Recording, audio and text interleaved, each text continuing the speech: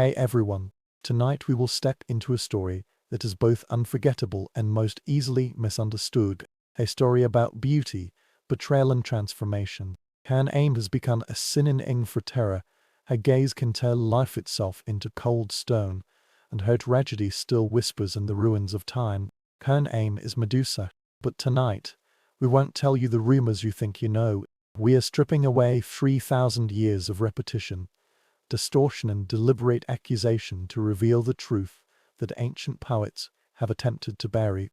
The story of a devout priestess being violated, a cursed victim, and a monster created by God himself. So before we start this myth and the decline of memory, if you enjoy exploring the hidden sides of history, please take a moment to like this video and subscribe to Comfort History to learn more about the long journey of the past. Tell me in the comments where you are listening and when you are there. When the outside world is quiet and the shadows start to move, being immersed in such a story almost has a poetic quality. Dim the light or light a candle. Take a deep breath and let's step into the ancient world together. Tonight we're not just talking about myth. We are uncovering the truth buried beneath the stones, silence and fear. This is the entire story of Medusa. The story doesn't begin with a monster, but with a young woman who believes that the gods will protect her. Close your eyes and imagine ancient Greece. It's not a marble white tourist postcard or a Hollywood epic version, but the genuine one. The air was filled with the aroma of incense and olive oil, the sound of feet in sandals stepping on worn minus-out stones. The voice speaking in a dialect that had vanished for thousands of years kept making noises. This was the golden age of Athens. Around the 5th century BC, when the Parthenon was still shining, the goddess Athena was not merely a myth. She is real, exists, and is a sacred force that shapes the daily life of every person who walks through her sacred city. In this world lived a young woman named Medusa. The first thing you need to know about her story is she is very beautiful, not just attractive, so beautiful that it can make people stop talking, turn their heads to stare, inspire poets and artists, and perhaps even some wealthy Athenian fathers would propose to them, striving for favorable marriages for their sons. But Medusa was not interested in marriage. She was not interested in the traditional life of most young women at that time. Her short childhood, arranged marriage, raising children, managing the household, while her husband was responsible for the real affairs in the world. No. Medusa chose a completely different path. She chose to serve Athena. This is not a decision made easily. Becoming the priestess of Athena meant wearing to remain chaste for a lifetime. This means that she devotes herself entirely to the service of the goddess, spending every day in rituals, taking care of the sacred flame, looking after the temple, maintaining the complex network of rituals, and connecting the sacred world with the mortal world. Why would a beautiful young woman choose such a life? In a world where women have almost no independent choices, clergy offer something rare minus autonomy. The priestess of Athena held true power, true respect and true authority. She can own property, make decisions and speak on public forums.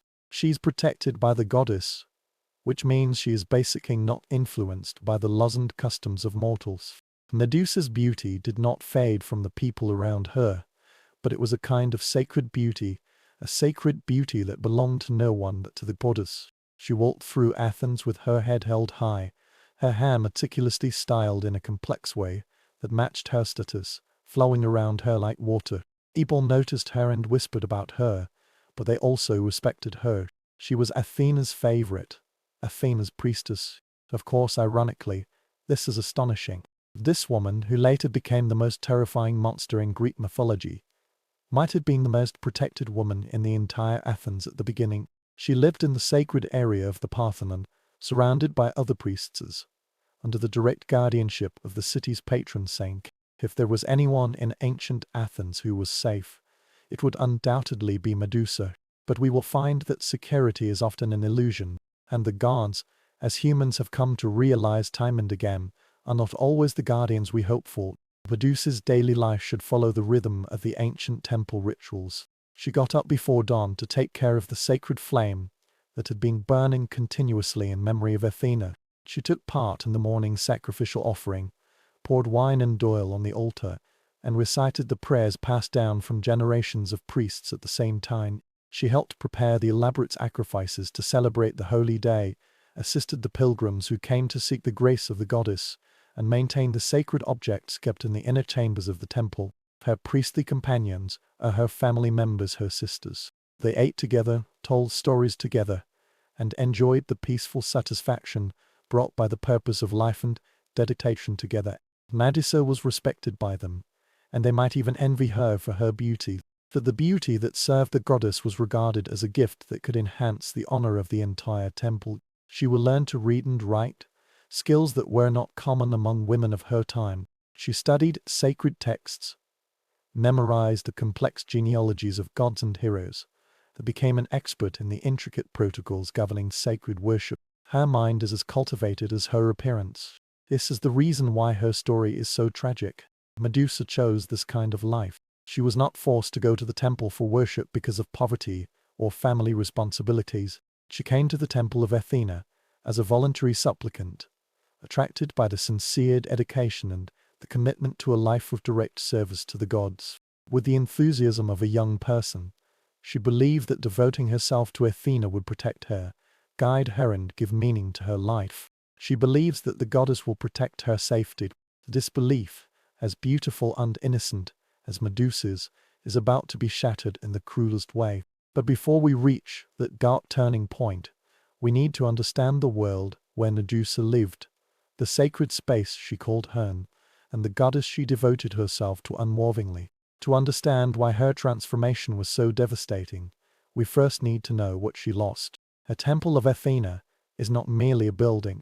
This is the heart of Athens' religious and political life, where the world of mortals and the world of gods converge every day. For a young priestess like Medusa, it is the center of the universe. The Parthenon rises from the Acropolis of Athens, like a marble prayer frozen in stone, with its columns reaching towards the sky in perfect mathematical harmony. That in Medusa's time, this place was not the weather-minus beaten tourist attraction we know today. This is a living temple brimming with colors, sounds and constant activities. Marble is not pure white, but is painted with bright blue, red and gold. The huge copper door sparkled in the Mediterranean sun, and the air around the temple was filled with the sounds of prayers, offerings and the daily worship of the deities. Inside the temple stands a huge statue of Athena Portonis, 40 feet tall, covered with gold and ivory. The goddess stood there, wearing a helmet and a shield. On her outstretched palm was a small statue of Nike, the goddess of victory. This is not merely a statue. For the ancient Greeks, this was Athena herself, guarding her city and people. For Medusa, this statue was the focus of her entire existence. She begins each day with parent sacrifice, and ends each day in the same way. When she was performing her duties, the goddess's carved eyes seemed to follow her all the time, constantly reminding her that she was never alone, never unnoticed, and never unprotected. The temple complex was extremely large, not only including the main sanctuary, but also the living quarters of the priestesses, storage rooms for sacred objects, kitchens for preparing ritual meals, and workshops for making exquisite textiles and items used in sacrificial ceremonies. Medusa lives here, works here, and finds her identity and purpose here. Her responsibilities are complex and diverse. As one of the high priestesses, she is responsible for maintaining the sacred flame that keeps burning for the honor of Athena. This fire will never go out. It has been burning for generations, and has been continuously cared for by a group of dedicated women. The responsibility is huge. If the fire goes out during her duty, it will be regarded as a disastrous omen, indicating that the goddess has withdrawn her favor from the city. She also participated in elaborately designed religious festivals. The Panettone, held every 4 years, is the most important one among them. For several consecutive days, the entire city will hold parades, sacrifices, sports competitions, and present a new robe to the goddess to celebrate Athena. Medusa will play a central role in these celebrations, helping to organize the ceremonies, prepare the offerings, and maintain the sacred agreements to ensure that everything proceeds in accordance with God's will. But her most important duty, and the one that ultimately led to her downfall, was to maintain the purity of the temple. Athena was a virgin goddess, and her temple was a secluded space, free from anything that might contaminate her sacred essence. The priestess who served her must also maintain her physical and mental purity. They cannot get married, cannot have sexual relations, and cannot even have the idea of romantic love without breaking the sacred vow. This is not a difficulty but a privilege. Being chosen to undertake such work means going beyond the ordinary concerns of human life. The priestess is respected, honored and protected. They held real power in Athenian society, offered advice on state affairs, interpreted omens, and acted as intermediaries between the human and divine worlds. Medusa fully accepted this role. She is renowned for her piety, dedication and unwavering commitment to the goddess. All the other priestesses respected her very much. The young women in Athens regarded her as a role model, and even the most powerful men in Athens held her in high regard. The temple was her world and she was very content there. She found her purpose, identity and sense of security in serving Athena. She firmly believes that she is protected by the goddess. After all, what could hurt a person who devotes his entire life to God? The daily rhythm of the temple can be predicted just like the rising and setting of the sun. At dawn, people began their morning prayers and lit the sacred flame. On this day, pilgrims seek the blessings of the goddess. Officials consult on national affairs and the ongoing work of maintaining the sacred space. The evening brought more prayers and more offerings. She was calmly content with another day of life, serving a cause greater than her own. Medusa's priestly companions were her closest companions. They share everything, eat, pray, rejoice, grieve, and their sense of mission to dedicate together.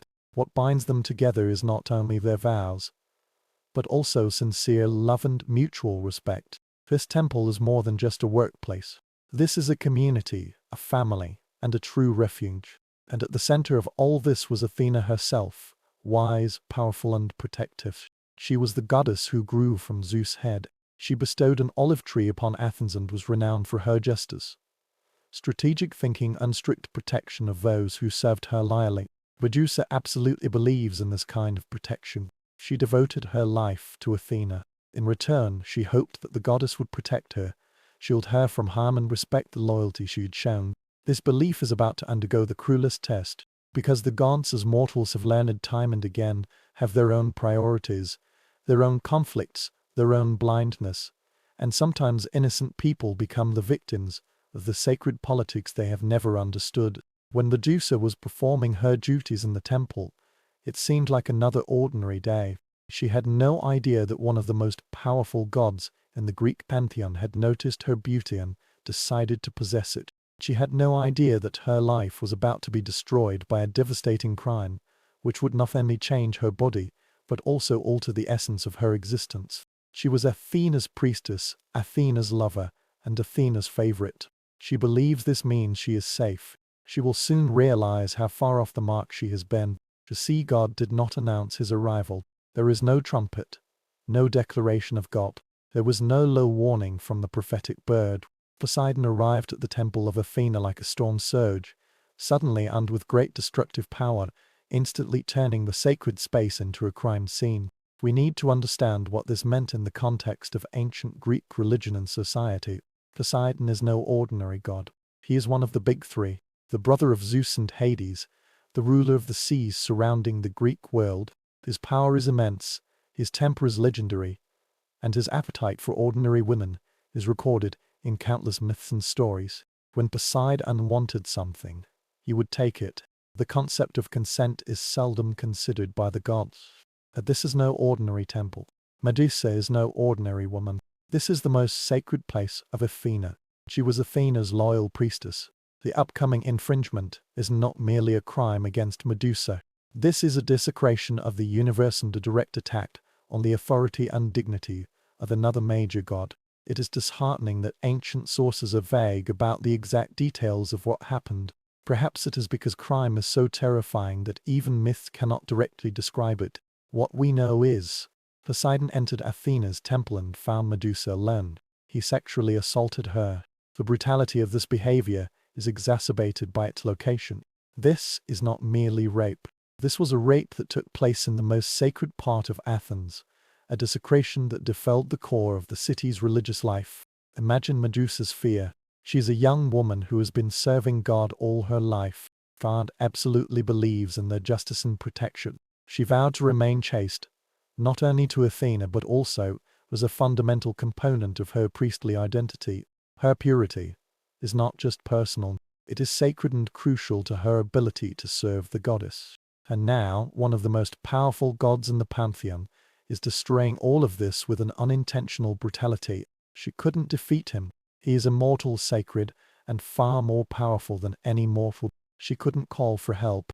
Who dares to interfere in God's affairs? She can't even run. The temple that was once her refuge has now become her prison. The attack itself was painful enough, but the location made the situation even worse. Poseidon not only raped Medusa, he raped Athena before her statue, right in front of the goddess she served. Its symbolic meaning is beyond doubt. This was Poseidon exercising his power not only to a mortal woman, but also to his niece, sending a message that even the most sacred place of Athena was not out of reach for him. After the war ended, Poseidon left. God will not bear the consequences of their actions, will not apologize to their victims, and will not admit the damage they have left behind. He returned to his underwater palace, perhaps not thinking much about it, just like a person stepping on an ant. And Medusa was left behind, tattered and defiled in the sacred space that had once been her entire world. Physical trauma is just the beginning. She was violated not only as a woman but also as a priestess. She broke the sacred oath, and it was not her own fault. Her purity, which was crucial to the role she played in the temple, was destroyed by sacred violence. Worse still, she was trapped in an impossible position. In ancient Greek society, rape victims were often blamed for their own violations, especially if they were alone or in a situation that might be regarded as improper. But Medusa did nothing wrong. Under the protection of the goddess she served, she has always been where she should be, doing what she should do. What about the goddess? Where was Athena during the attack? The ancient Greeks believed that their gods were omnipresent in their temples and constantly knew what was happening in their sacred spaces. Did Athena see anything happen to her priestess? Did she see her uncle desecrating her temple and her faithful servants? Those problems that must have tormented Medusa afterwards are heartbreaking. Could it be that she has let the goddess down? Did she do something she deserved? Is this a punishment for some unknown sin? Or is it that the goddess simply doesn't care about protecting her? The psychological trauma caused by sexual assault is devastating in any case. But for a woman whose entire identity is built on her sacred purity and sacred protection, such an attack is destroying her soul. Everything she believed in minus about herself, about God, about the essence of divine justice minus was shattered in a violent act. Her loneliness is something few people can imagine. She couldn't tell her priestly companion. The shaman defilement she felt would make her an abandoned person. She cannot seek justice through the human court. Who would believe that God would commit such a crime? Even if a lawsuit is filed, who would still dare to sue him? She couldn't even ask for comfort from the goddess she served. That goddess is either unable to protect her or chooses not to protect her. Ancient documents did not elaborate on Medusa's emotional state after the attack, but we can imagine the extent of her despair. She gave everything to Athena, but at the moment when she needed it most, this dedication offered her no protection at all. She was trapped in the temple where she had been violated, forced to continue performing her duties as if nothing had happened, as if her world had not been completely destroyed. A few days have passed, perhaps several weeks. Medusa struggled to maintain her normal appearance and continue her sacred duty. While her heart was dying, she guarded the sacred flame with trembling hands. She prayed to the goddess who failed to protect her. She leads a life that has no meaning at all.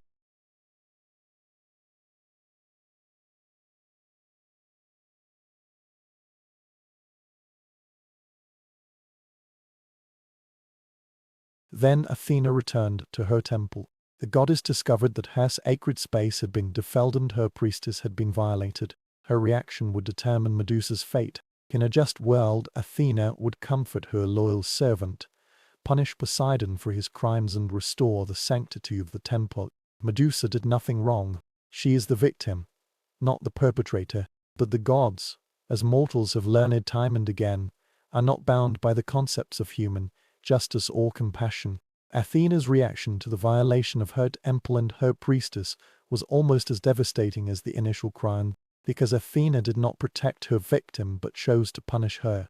When Athena discovered what was happening in the temple, she immediately flew into a rage. However, this cruel and suffocating anger was not directed at her uncle Poseidon, the god who committed this crime.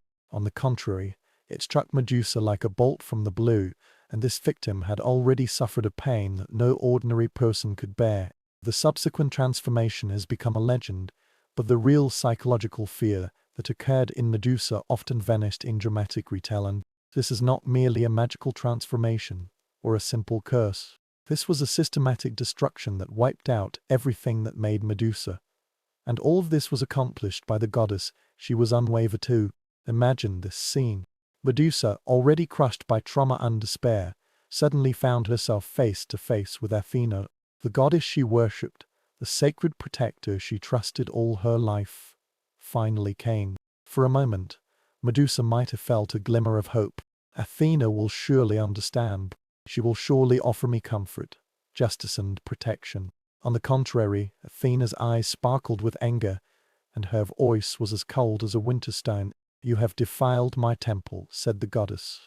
"No, my temple is defiled, or you have been wronged in my temple." Blame, responsibility and guilt all fell entirely on Medusa's shoulders. The victim was held accountable for the crime committed against her. The transformation began immediately. Medusa's beautiful hair, which she had always styled in a delicate style that matched the high priestess, began to twist and change. Each thread has thickened and lengthened, transforming into a living, meandering thing.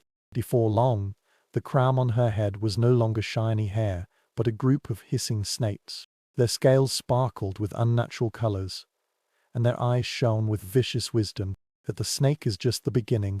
Medusa's face was once so beautiful that it stopped talking and inspired poetry, but now it has become a terrifying thing. Her skin became roughened, covered with scales. Her teeth have turned into fangs. Her tongue was forked like a snake. Her eyes, once shining with wisdom and loyalty, have turned into tools of death. Anyone who looks directly at them will immediately turn to stone. Her body also changed. Some materials describe her ever-minus growing wings, bronze in color and terrifying, which indicates that she is a monster rather than a blessed person. Her hands turned into claws. Her voice turned into a scream, enough to drive ordinary people crazy. The physical changes are devastating, but the psychological impact is infinitely bad.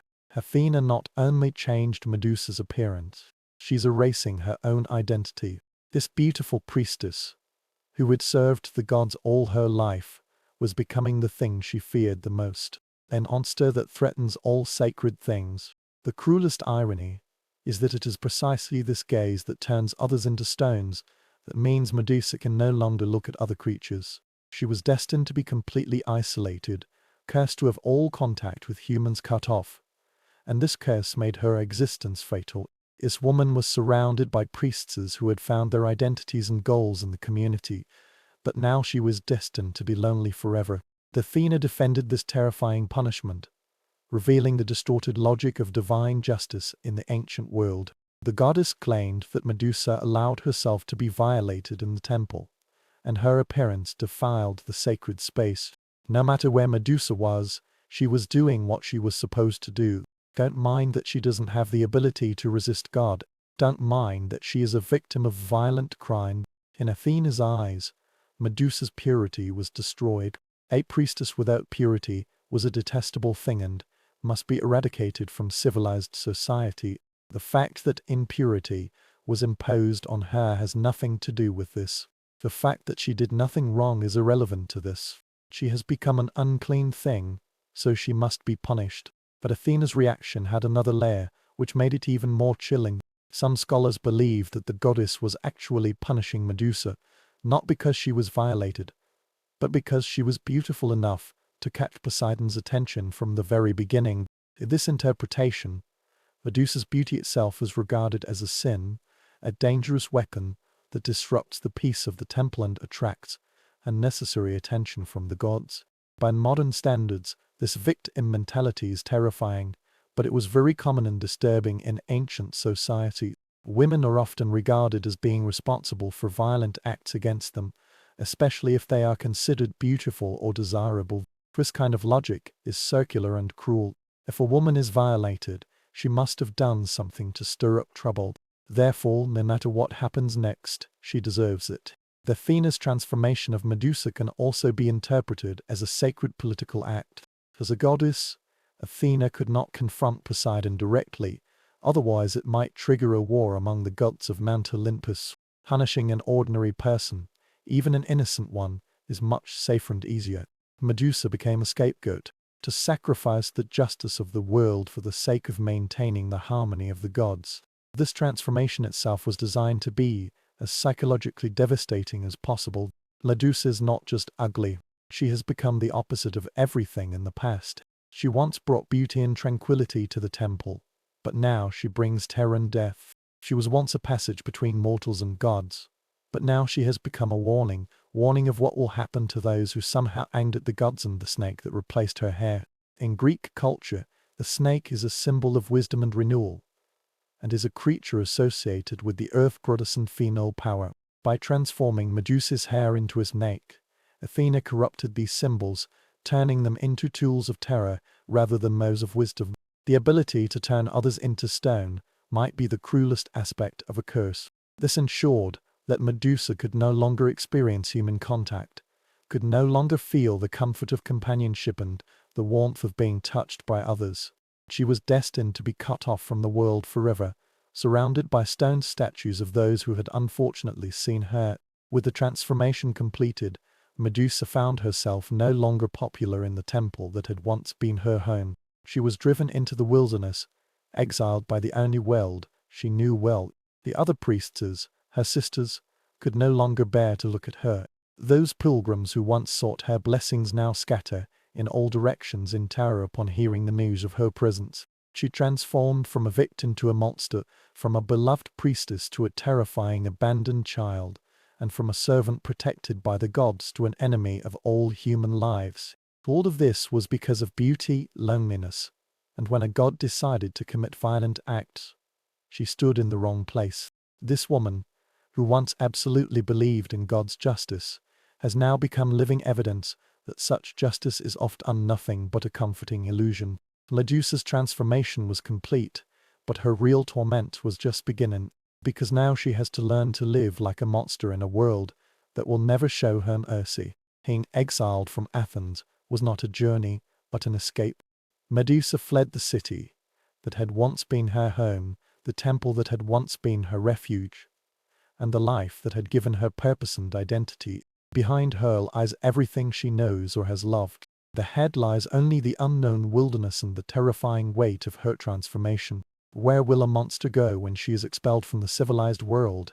For Medusa, the answer is to stay as far away from human settlements as possible. Ancient legends place her final refuge at the edge of the known world, on a desolate land where the air seems to be filled with fear and the sun finds it hard to penetrate the continuous mist. Some records describe her journey to the distant west coast of Africa, beyond the Pillars at Hercules, in a realm where normal geographical rules and reality seem to have been set aside. Others placed her on a mysterious island in the unknown waters of the Mediterranean Sea, a place that exists more in legends than on maps. This trip itself must have been a nightmare.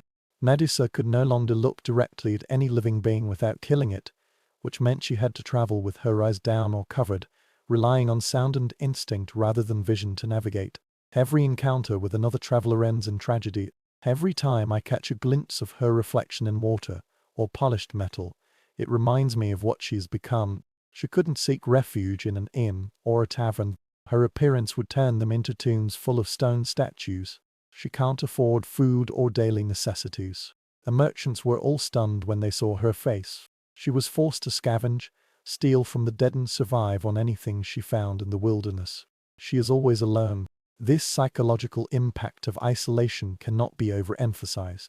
Humans are by nature social animals, and Medusa is no exception. She thrived in the temple community and found her identity and purpose in her relationships with other priests and worshippers.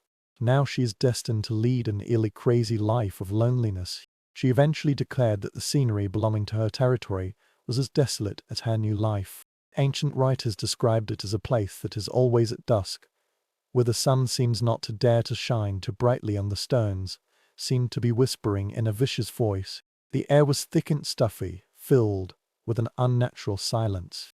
It was more like death than calmness. On this abandoned land, Medusa established her home. It is not a home in any recognizable sense, but a nest, a hiding place, a refuge where she can survive without accidentally destroying innocent lives. The descriptions that have been passed down depict a scene of almost unbearable desolation. A cave or a ruined building, surrounded by stone statues of those who had unfortunately met her. These statues are not decorative arts, but monuments to tragedy. Everyone was once a living person, a lost traveler who strayed into his own territory, a hero who hunted famous monsters for glory, and a sailor who was blown off course by a storm. In the final moments of their lives, they stood motionless, their faces distorted by fear or surprise.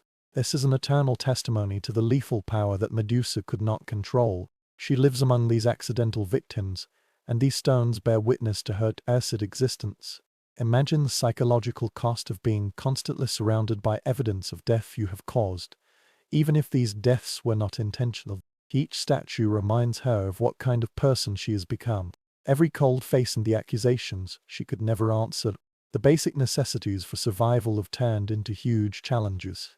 When your gaze kills you, how do you look for food? How do you collect water when you can't see a stream or a pond? How do you stay rational when every interaction with the real world ends in death? Medusa came up with some strategies in a desperate situation. She learned to move around the world with her eyes closed or covered, relying on other senses to navigate.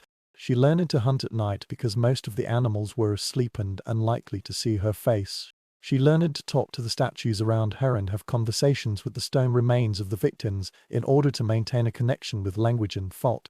But perhaps the cruelest aspect of her life was that she realized what she had lost. She remembered that she was beautiful, loved and welcomed wherever she went. She recalled the warmth of human friendship, the satisfaction brought by meaningful work, and the sense of security that she believed she was protected by the power of God. Those memories have now become a source of torment rather than comfort, reminding one of a life that can never be retrieved. This transformation did not weaken her intelligence, nor erase her emotional ability. Her mind and soul are both complete human, trapped in the body of a monster and unable to live a normal life. She could think, feel, remember, hope and despair as strongly as before, but she could no longer act on these emotions without causing death and destruction. Sleep, when it comes, offers no escape. Her dreams were filled with memories of her past life, illusions of the temples she had served, and the faces of the priestesses who had been by her side. She would wake up from these dreams and find herself once again exiled to a desolate place, surrounded by stone statues and overwhelmed by the weight of isolation, unable to breathe. Time itself becomes meaningless in this existence. Day and night blend together, seasons pass by imperceptibly, and years accumulate aimlessly and without progress. Medusa exists rather than lives, endures rather than thrives. Spiritually and emotionally, she is dead to this world, but biologically still exists. However, she persisted. There is something about her that refuses to completely yield to despair. Some of the sparks that once shone within her will never fade away. Perhaps it is hoped that one day the curse will be lifted. Perhaps this was just simple stubbornness, refusing to let the gods be satisfied to see her completely destroyed. For something deeper, a realization that even in her monster state, she's essentially still herself. It is still worth existing, even if such existence has become a torment. But Medusa was not the only one who was exiled. Her transformation is not unique. She became one of the three sisters, the Gomez sisters, united among the monsters and bound together by their shared pain. Their story added another layer of tragedy to an already devastating tale. In the ancient world, tragedies often multiplied rather than were shared. When the gods decide to punish people, they seldom confine their anger to a single victim. Therefore, Medusa's transformation into a monster was not a single curse, but part of a greater divine punishment that created three, rather than one Gordon. Her two younger sisters, Stano and Yuri, have committed no crime except for the accidental birth that made them Medusa's siblings. They were all beautiful young women, living their own lives and pursuing their own paths. However, the wrath of God swept over them like a plague, turning them into monsters. The reason was simple: they shared the same bloodline as those who had offended the gods. It is disheartening that ancient sources provide vague information about the lives of Theo and Yuri before their transformation. Are they also priestesses? Are they married women with their own families? Are they little girls who have just stepped out of their childhood? We don't know. Perhaps this uncertainty itself is part of the tragedy. In the story of Medusa, they have become footnotes.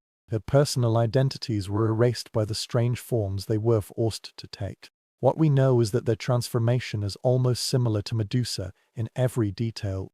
They were also given snake-like hair, twisted and emitting vicious hissing sounds. They also grew bronze wings, which marked that they were creatures of air and darkness, not of earth and light.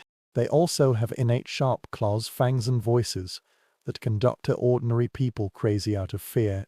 But there is a key difference. Theo and Yuri became immortals. Though Medusa was transformed, she still maintained her immortal nature, while her sisters worked best to live forever in their distorted forms. This is not kindness, but the most exquisite cruelty one can imagine. Medusa still has the possibility of death at least. I hope her pain will come to an end one day. Her sisters did not have such comfort. Just imagine how terrifying their situation is. They are destined to remain monsters forever, watching the world around them change, while they themselves are frozen in a cursed fall. They will witness the rise and fall of civilizations, the life and death of countless generations, the birth and death of languages, religions and the entire way of life, and they cannot participate in it, except as objects of terror. The three sisters found each other on that desolate wasteland at the edge of the world. The common monster that separated them from other creatures gathered them together. Their reunion, if it can be called a reunion, is both a blessing and a curse. On the one hand, they are no longer completely alone. They have each other, companions who understand their pain, and sisters who watch them not turn into stones. But their reunion also constantly reminds them of what they have lost. They looked at each other, but what they saw was not comfort but their own ugly sides. Each sister's face is like a mirror, transforming them into a certain form. They can't forget, can't deny, and can't hope that perhaps this transformation won't be as thorough as they feared. Their relationship became complicated by eternal life and inevitable death. I know and Yuri knew they would have to watch Medusa grow old and eventually die, which added to their already unbearable pain the expectation of loss. Meanwhile, Medusa was confronted with the reality that her death would make her sisters even more lonely. However, despite these complex circumstances, the sisters established a bond that transcended their monster nature. They developed their own gestures and vocal language, as well as a way of communication that doesn't require direct eye contact with each other. They shared the meager food they had collected on the wasteland. Yet in the limitations of their existence, they comforted each other as much as possible. A name Steno implies strength, becoming the fierce guardian of this small family. She is the most aggressive of the three and attacks any intruder who intrudes into her territory the fastest. Her immortality gave birth to a kind of reckless courage. What could be the worst case scenario for someone who won't die? Uriel wandered around and was the most restless of the sisters. Sometimes she would disappear for days or weeks, exploring the deepest parts of desolate lands, or venturing to the fringes of the civilized world. Perhaps she hopes to find some ways to break free from their curse. Perhaps movement is merely a way for her to cope with the heavy burden of being imprisoned in the body of a monster, and Medusa remained the most human among three. With a tenacity that was both admirable and heart-wrenching, she persisted in her memory of her past life. She would tell her sisters about the temple, the ceremonies they held and the goddesses they served. She tried to maintain the appearance of some prayers and rituals that once gave her life meaning, even though those gods had abandoned her. My sister's daily life is about learning and adapting to an impossible environment. They learned to hunt together, using their combined abilities to trap prey without accidentally petrifying it. They learned to communicate through touch and sound, developing an intimate relationship that was deeper and more limited than normal interpersonal relationships. They have also learned to protect themselves. A legend of the Gorgon with snake hair spread throughout the ancient world, but their remote geographical location did not protect them from tourists. Pharaohs in pursuit of glory, treasure hunters drawn by the legend of wealth, and soldiers fleeing the battlefield. All kinds of humans have found their way to the edge of the world, and most of them have violent thoughts. The stone statues around their nests are not only an accident but also a warning. Every person who was frozen told the same story.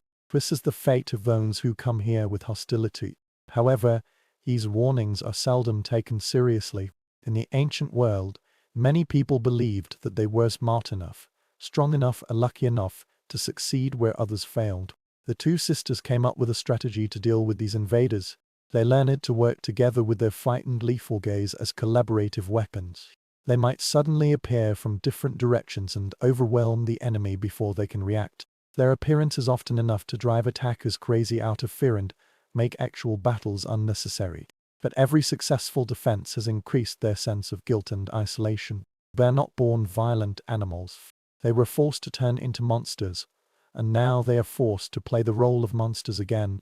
Every death they cause, even in self-defense, is another link in the chain that binds them to their cursed existence. The relationship between the sisters also becomes complicated because they all know what has led to their transformation. They all knew that Medusa was the initial target of God's wrath, and their own pain was essentially a collateral damage to a conflict that they had not initiated and could not understand. This kind of understanding might breed resentment, but it seems to have strengthened their connection. They are all victims of the same God's arbitrary cruelty. Years passed like this. Decades later, the two sisters aged at different rates. Medusa showed the effects of time, while Theo and Yuri remained frozen in their terrifying youth. The world beyond the wasteland was constantly changing and evolving, but only when a few humans who encountered them whispered in terror did news reach them that they had survived and escaped. They heard stories of wars and conquests, the rise and fall of kings, and tales of new gods and heroes. They know that their own legends are growing, and they have become mythological and terrifying figures used to scare children and warn travelers. They have become larger than life, more like symbols rather than reality. However, as they are about to learn, symbols have a way to attract the attention of heroes. Heroes, unlike ordinary mortals, are not here to escape or hide, but to test themselves against the legendary things. The peaceful years of exile and adaptation are coming to an end. A young man named Perseus is about to embark on an exploration journey that will take him to the edge of the world. Armed with sacred weapons and the determination of a hero, he is coming to kill Medusa. His arrival will shatter the fragile things that the sisters have built in the kingdom of stones and shadows. The most famous chapter of Medusa's story is about to begin, but this is also her last chapter. Every hero needs an impossible mission, and every impossible mission requires a monster. When the gods decided to test a young man named Perseus, they chose the most terrifying creature on their vast list of nightmares minus Medusa, whose gaze could turn a living person into sand. But Perseus' pursuit was not driven by lofty aspirations or sacred calls. It emerges in the chaotic reality of secular politics, family farces, and that kind of foolish self-praise that seems to torment young people of all cultures and centuries. To understand why Perseus found himself daring to kill one of the most dangerous creatures in the ancient world, we need to understand the relationships and competitive web that brought him to the desolate coast where the Gorgons settled. Perseus was the son of Denes, the princess of Argos, and Zeus, which he was imprisoned by her father in a bronze tower. Zeus visited her in the form of a golden rain. Yes, even by the standards of Greek mythology, this statement is rather strange. Daniela's father, Actius, locked her up because an oracle had foretold that her son would kill her. The imprisonment was to prevent her from having a child. But Zeus, as usual, found a way to avoid a fatal precaution. When Perseus was born, Ax was faced with a dilemma. He couldn't allow himself to kill his daughter and grandson indirectly, but considering the prophecy, he couldn't afford to keep them by his side either. His solution is typically Greek, combining pragmatism and cowardice. He locked his mother and son in a wooden box and threw it into the sea, entrusting their fate to the gods. This box was washed up on the island of Solobos, where it was discovered by a fisherman named Titus. This kind person took in the refugee mother and son and raised Perseus as his own son. They lived quietly on the island for several years. Dani was a weaver, while Perseus grew into a strong and intelligent young man, knowing nothing about his sacred legacy. When Perseus came of age, his peaceful life came to an end and he caught the attention of King Polyxd of Serapos. Polyxd wanted to keep Denis for himself, but he knew that Perseus would never allow his mother to be forced to marry someone else. If possible, the king needs to get rid of this young man forever. But Polyethylene is very cunning. He announced his intention to marry a different woman and demanded wedding gifts from all the nobles of his kingdom. Everyone has to contribute a horse, which is a considerable expense and shows their loyalty and status. Perseus was very poor and had no mark to give away, which made him subject to public ridicule and humiliation. In such humiliation, Perseus rashly made a statement that heroes excel at and that wise men avoid throughout their lives. He claimed that he could bring the king any wedding gift he wanted, even Medusa's own head. As soon as these words came out of his mouth, Perseus realized that he had made a disastrous mistake. Polydeutes accepted the proposal at once, and satisfaction shone in his eyes. He managed to put the young man in an awkward situation. Perseus would either die to fulfill his boast, leaving Day unprotected, or he would fail even in his attempts, turning himself into a coward and losing all his social status. What Perseus didn't know was that his sacred legacy was about to manifest itself in ways beyond his imagination. It seems that the gods' arrangement for him goes far beyond the trivial politics of a small island nation. The first signal came from Athena herself, the goddess who turned Medusa into a monster. Ancient storytellers did not overlook this irony, although they seldom commented directly. The goddess who once punished herself for sexually assaulting victims now seems to have helped a young hero who wants to kill the same victim. Athena provided assistance in the form of information and equipment. She told Perseus where to find the organ, warned him of the lethal nature of Medusa's gaze, and provided him with a polished bronze shield that could be used as a mirror.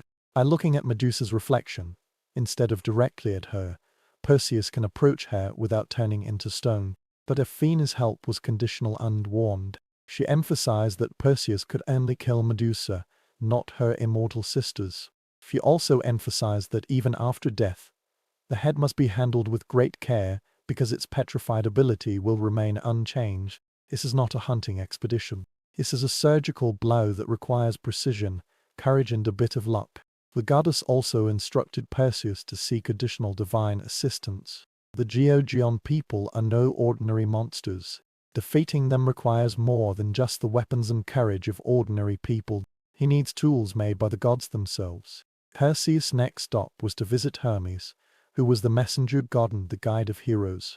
Hermes gave him a pair of sandals with wings, enabling him to fly. He was given a sword made of hard stone that could pierce through anything. It also gave him the direction to find the goddess Hesperate, who guards the treasure at the western end of the world. Hesperate possesses two important items that Perseus needs: an invisible hat borrowed from Hades and a magic bag called De Grib Acis, which can safely hold the Deuce's severed head, and the person carrying it will not be affected by its power. At obtaining these props is itself a task within a task. The goddesses will not give up on them easily. The creatures and challenges that protect them will test Perseus' value as a hero. Before the fairies entrusted him with such a powerful artifact, he had to prove himself through tests of strength, cunning and moral character. The invisible hat is particularly important for his mission. The Georgian people are not solitary creatures but sisters who work together to defend their territory. Perseus needed to approach Medusa without alerting Theo and Uriel, and invisibility was his only chance to catch him off guard. When Perseus collected his sacred equipment and was preparing for his journey to the edge of the world, he must have experienced complex emotions, of course, including fear. He's going to try something that no ordinary person can escape. He was also excited about attaining eternal glory in the future and proving that he was worthy of his sacred legacy, but there may also be suspicion, or even guilt. The stories he had heard about Medusa depicted her as a monster, a purely evil creature that threatened the lives of all civilizations. But Perseus was very smart. He wanted to know the origin of this monster. Has Medusa always been evil? Or has she been transformed into something terrifying by a force beyond her control? These questions, if he could think of them, were all academic. Perseus boasted in front of the entire Seriph's court. His honor, his mother's safety, and his own life all depend on whether he can successfully complete this exploration, no matter what Medusa was once. She is now the key to his survival and the future of his family. This young hero set out from Serapos, armed with sacred weapons, supernatural abilities and the blessings of the gods. Like any ordinary person, he was fully prepared for his mission. What he didn't expect was that when he finally reached the lair of the snake-haired female monster, he would encounter complex emotions, because the monster he planned to kill was once very similar to him. A young man who tried to serve God faithfully got entangled in the politics of God that they could neither understand nor control, and was eventually punished for the crimes they had not committed. The similarities between Hirazan monsters are about to become tragically clear. The journey to the edge of the world is not a leisurely voyage, but a painful adventure, entering regions where normal geographical rules and realities are beginning to collapse. Perseus set out from Serapos with his sacred armory. All he knew was that he was heading west towards the waters where the sun was setting, a place that few had crossed and even fewer had returned from. The winged sandals that Hermes gave him were not only a convenient means of transportation, but also a tool of divine power, enabling him to soar like a god over the wine and darkness of the Mediterranean Sea. Below him, the familiar islands of the Greek archipelago turned into strange waters.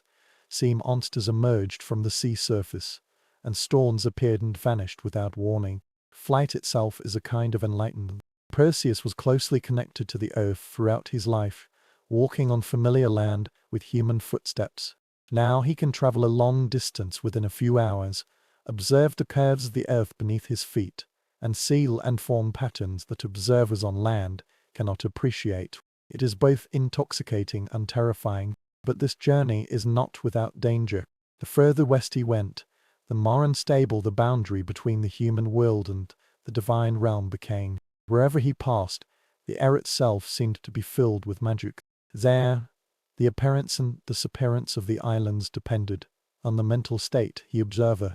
There, the concept of direction became uncertain and unreliable. Perseus learned to navigate through traditional landmarks. He follows the guidance of stars that emit light in ways unknown to astronomers on Earth. He observed all kinds of signs and omens to see if there were any indications that he was approaching the kingdom of the snake girl. Flocks of birds flying in unnatural formations, the shadows cast by the clouds darker than any natural weather, the air becoming increasingly silent, or indicating that he was approaching something that even nature dared not disturb. The mental challenges during the journey are as difficult as the physical ones. Perseus was almost flying towards death, carrying untested weapons and abilities that had never been used in actual combat. The weight at his mission was like a physical burden pressing down on him. With every mile he walked, he was 1 mile closer to the moment when he had to face the most terrifying creature in his imagination. During the long flight, he had time to think, but his thoughts were not always comfortable. The story he heard about Medusa was full of contradictions and loopholes. The more he thought about it, the more uneasy he felt. Some legends depict her as an ancient demon that has always existed and threatened the lives of ordinary people. Others, however, believe that she was once someone else, someone who was changed, rather than being born a monster. The problem that troubles him is simple yet profound. What right does he have to kill her? Perseus embarked on this journey not to protect the innocent nor to uphold justice, but to fulfill the proud promise he made in his youth. He intends to kill a guy who, as far as he knows, has never hurt him or anyone he cares about. But these moral complexities are masked by practical needs. Perseus had already decided to take this path. There was no glorious way back. His mother's safety depends on his success. If he returns empty-handed, his own reputation will be ruined in an instant. Whether right or wrong, he must persevere to the end. As he approached the edge of the known world, the scenery beneath his feet began to undergo disturbing changes. The azure waters of the Mediterranean Sea gradually dimmed, becoming darker and more ominous. A sea that did not reflect light and seemed to have absorbed the sun's own radiance. Nameless islands emerged, with rocks lined up along their coasts, looking very much like the fossil remains of creatures that were too large to exist naturally. Although the sun was still shining, the air was getting colder and colder. Perseus found himself pulling the cloak over his shoulders tighter. Those winged sandals, which once carried him effortlessly through familiar waters, now seemed to be struggling against invisible currents and opposing forces that are making flight increasingly difficult. Long before he reached the lair of the Gorgon, he had begun to see evidence of its existence. The ship was empty on the dark water, and the crew enders were nowhere to be seen, but their sails were still unfurled, as if they had been abandoned during a routine voyage. Perseus boarded one of the ghost ships and found it full of stone statues. The sailors were caught on the spot while handling the rigging, and their faces were frozen with expressions of shock and terror. These are not relics from ancient times but recent victims. This stone is brand new and has not been affected by the weather or time. Perseus realized that the people he saw were all those who had come into contact with these organs in recent weeks or months. These organs were transformed into art at a glance, from the eyes that turned life into death into art. This discovery filled his heart with fear and determination. Fear is because it makes him understand the reality he is facing. These people were all experienced sailors, familiar with the sea and its dangers. They had no way to deal with the prey he planned to hunt. The determination, because each statue represents the deprivation of an innocent life. A family will never know what has happened to their loved ones. Perseus continued his journey with a new goal, but also felt increasingly uneasy. Ghost ships are scattered across miles of the ocean, which indicates that the influence of the snake-haired women extends far beyond their direct territory. He might encounter Medusa when he doesn't expect it and when he's not ready. The scenery here is getting more and more desolate and dangerous. The island appeared, but it was just bare rocks, distorted into an ugly appearance. The water itself seemed to have been polluted, thick and sticky, and cannot be explained in a natural way. The seabirds near this water fell from the sky and died. Their bodies sank into the depths of darkness without a trace. Finally, when the sun began to set, Perseus hoped this wouldn't be the last day of his life, and he saw it. This is a large island, but is always shrouded in mist. Its coast is lined with things that look like marble sculptures, but now he knows that they are the petrified remains of countless tourists. Here, beauty has turned into terror. Here, he either gains immortal glory or joins the ranks of the stone statues and becomes the decoration of the monster's lair. Perseus landed on a small island a few miles away from the Gorgon fortress. He needed time to mentally and tactically prepare for what was to come. He was obsessed with checking his equipment. The mirror shield enables him to see Medusa without having to look at her directly. The diamond sword can cut anything. The invisible hat can keep him from being seen by other snake-haired female monsters.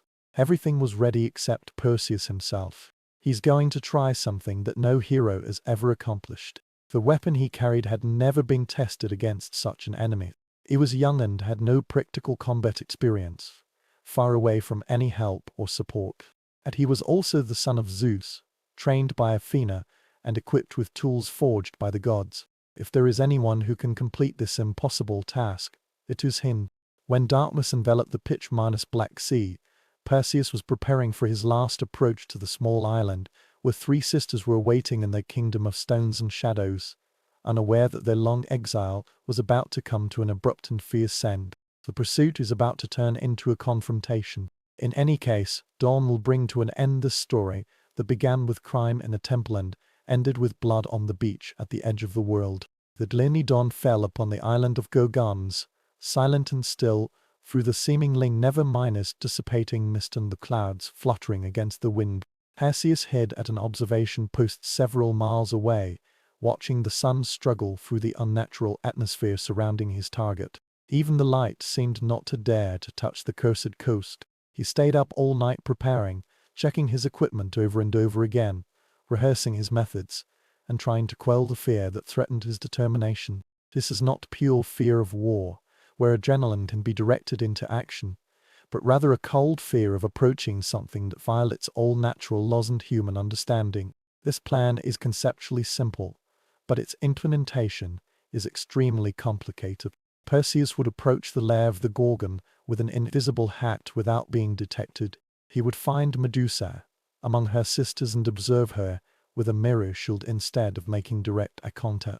When the time is ripe, he will use that hard steel sword to cut off her head with one stroke. His magical bag can safely hold his head, allowing him to escape before Theo and Uriel react to their sister's death. It's very simple. Every aspect of the plan requires perfect timing, perfect execution, and a lot of luck.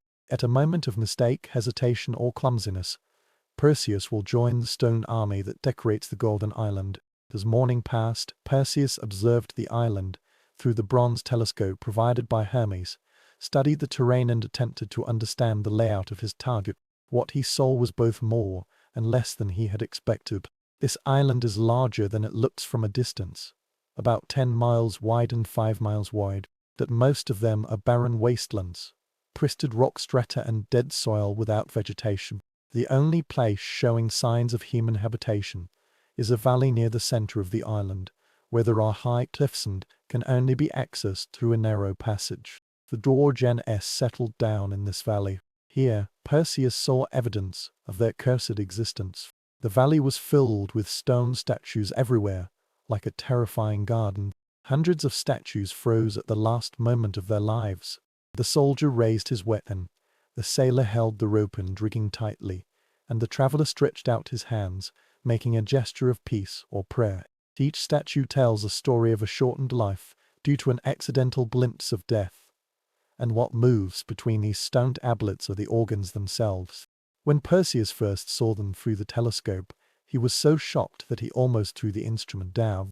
He was completely wrong about their appearance, their way of behaving, and their existence. He was completely unprepared for all of this. They are obviously female in appearance, but women have become something that violates all the laws of nature. Their hair was entwined like the lives of snakes, and there were hundreds of snakes where human hair should be. Their skin was covered with scales, like that of reptiles, shimmering with a greasy luster and reflecting a disgusting light. They walk in a smooth and elegant posture, both beautiful and terrifying, with their bronze wings folding and unfolding among their stone victims. But what really disturbed him was their faces. Even through telescopes and mirror shields, Perseus could see that they had retained enough human features for people to recognize what they once looked like. They are not alien monsters but transformed women. They remember humans, although they represent the opposite side of humanity. Perseus spent several hours observing their every move, trying to distinguish them and determine who Medusa was. Ancient records told him that she was immortal, while her sisters were immortal. But from a distance, all three of them looked equally terrifying and equally dangerous. Finally, as the afternoon passed, he noticed a subtle change in their behavior. Two of the snake-haired female monsters seemed to be more aggressive and more alert to potential threats. They patrolled around the valley, inspecting the roads and undoubtedly checking if there were any newly added statues in their statue collection. The third person was closer to the center of the valley and moved more slowly. Her posture showed sadness rather than anger. Perseus realized that this must be Medusa. While her sisters adapted to their terrifying lives with a fierce aggressiveness, she retained some of her original nature, a melancholy of a person who remembers what she has lost. This realization made him very disturbed, although he was reluctant to admit it. It is easier to kill a monster than a person who is still essentially human, even though her appearance has changed. But Perseus gave up these thoughts. He has gone too far and taken too many risks. We can't let emotions affect what we need. As night fell, Perseus made his final preparations. He took off his invisibility cap, tied the mirror shield to his arm and drew the rock-solid sword. The magic bag hung beside him, ready to accept its grisly bear prize. He has made all the preparations that an ordinary person can do. The few minutes it took to fly to the island were the longest in Perseus' life. Even if he was invisible, he still felt exposed and vulnerable. The snake-haired female monster might not be able to see him, but they have other senses to detect his presence. He flew very high, approached from an unexpected angle, and landed quietly on the cliff above the valley. From this advantageous position, he could overlook the territory of the snake-haired female monsters and observe their activities at night. Stano and Deliari were getting ready to spend the night. They arranged themselves among the stone carvings like guardians of the group. Medusa left her sisters and sat alone on a rock exposed above the ground, gazing at the sea. Her posture carried a profound sadness. Perseus realized that she seemed to be waiting for something that would never come, hoping for a rescue or redemption that could never be reached. He hesitated for a moment, thinking of the tragedy of what he was about to do. But that moment passed. Perseus began to walk into the valley, moving carefully so as not to disturb even the tiniest pebbles. The invisible hat blocked his ear, but it couldn't mask the sound, nor could it completely eliminate his presence. If he bumps into the statue or steps on loose rocks, the noise will alert all 3G organs of his presence. The journey down to the valley took nearly an hour. Perseus had to stop frequently, waiting for his sisters to shift their gaze away or to a different position. On several occasions, he walked to a place within the reach of Stano or Yuri, so close that he could see the scales on their skin and hear the soft hissing of their serpentine fur. Finally, he arrived at the outcast of the rock where Medusa was sitting alone. She looks more miserable up close than from a distance. Her hideous facial features could not completely hide the remnants of the beauty she once had, that facial structure that made her famous throughout the ancient world. Perseus stood behind her, raised his mirror shield to observe her reflection, and lifted the hard steel sword. He has only one chance to do this right. This sword must cut off her neck in one go, otherwise her dying scream will alarm her sisters and turn his mission into a 3-way baffle. He will never win. He could clearly see Medusa's face on the polished surface of the shield, and he saw that it always prevented him from completing the mission. She was not the roaring monster he had expected, but a woman trapped inside a monster's body. Her expression was filled with deep sadness, as if it contained all the pain in the world. But Perseus was a hero. He was trained to put responsibility above emotion and mission above kindness. With a swift and resolute wave, he thrust the steel minus-like sword at Medusa's neck. The blade pierced through the flesh and bones like water. Medusa's head immediately separated from her body. Her serpentine hair was still twisting, and blood gushed out from her severed neck. Perseus didn't look at it directly. Instead, he tucked its head into the magic bag, blocking the gaze that could turn meat into stone. But Medusa's death was not silent. The impact of the sword caused a tremor among the rocks exposed above the ground, and the sound of her headless body hitting the ground reverberated in the valley like thunder. Theo and Yuri immediately became alert. As they were searching for the source of the commotion, their heads started to spin rapidly. When they saw their sister's headless body, they let out angry and sad screams, as if they were about to shake the foundation of the island. Perseus had already begun to act. The winged sandals carried him up the valley and out of it, while the two immortal fairies flew into the air to chase after him. They couldn't see him, but they could track his movements by the chaos he made in the air and the sound of his sandals' wings. The chase that followed was a nightmare of speed and despair. Theo and Yuri flew faster than Perseus had imagined. Their bronze wings sliced through the air like blades. They screamed, piercing and threatening. Their voices clearly crossed the water surface. Perseus fled towards the edge of their territory, but getting a head start and winged sandals are already enough. When Perseus crossed the boundary of the dark waters around the Gorgon island, he felt the pursuit relax. The sisters could not follow him into the broader Mediterranean without giving up their kingdom and their sisters' bodies. Perseus gained his freedom, won, and was still alive. He accomplished the impossible task and received a bonus that could ensure his mother's safety and his own reputation. Medusa's head was safely placed in a magic bag, and its power was waiting to be released to his enemies. But when he flew away from the island of the serpent, Perseus found that the taste of victory was not so much glory as ashes. He killed a monster, yes, but he also killed a woman who had never hurt him, a woman who didn't turn into a monster because of her own fault. On the dark island behind him, two immortal sisters were mourning the death of their mortal brother. The ancient world lost one of the most terrifying and tragic figures. Medusa is dead, but her story is far from over. Perseus' head will become a weapon with incredible power, and the creatures and legends born from her death will last longer than the civilization that created them. Death seemed to be just another transformation of this woman. She had completely changed and was hardly like the person she used to be. In Greek mythology, death is seldom the end of a story, but often the most dramatic transformation. The same is true of Medusa. Her death became the beginning of a new and wonderful life. When Perseus flew away from the island of the Gorgon with his terrifying spoils, the severed corpse he left behind had already given birth to some creatures that would reshape the myths of the ancient world.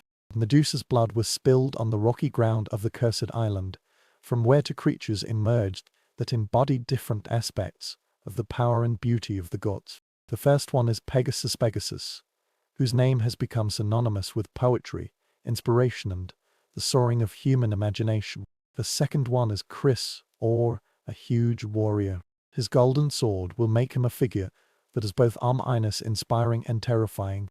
The birth of these creatures was not a natural reproduction but a creation by God, the result of Medusa's unique nature and the environment in which she died. Before she became Athena's priestess, she had always been favored by the sea god Poseidon, who left his mark on her. Therefore, the children born of the herd Eth were descendants of Poseidon. They were conceived in violence, but were made from the mixture of divine blood and the soil of mortals. Agassiz was the first to appear. He spread his white wings and took his first breath of the air of the mortal world.